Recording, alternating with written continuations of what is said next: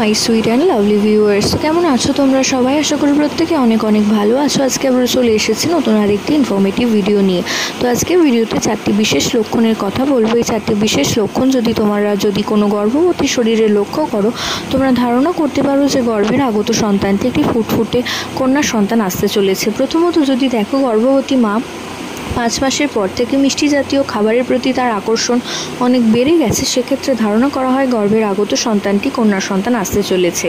এছাড়াও যদি দেখো, গর্ভবতী মায়ের ত্বক ভীষণ কোমল হয়ে গেছে এবং নরম হয়ে গেছে, খসখসে ভাব নেই, তো সেক্ষেত্রে ধারণা করা হয় গর্ভের আগত সন্তানটি একটি ফুটফুটে কন্যা সন্তান আসতে চলেছে।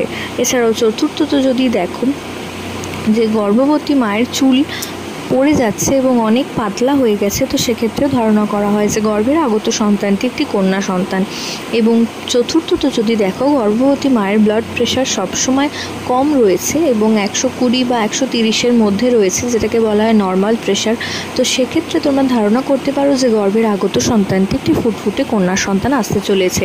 তো আশা করছি ভিডিওটা তোমাদের কাজে আসবে। প্রত্যেকে ভালো থেকো, সুস্থ থেকো, সাবধানে থেকো, এই কামনা করে ভিডিও এখানেই শেষ করছি। নমস্কার।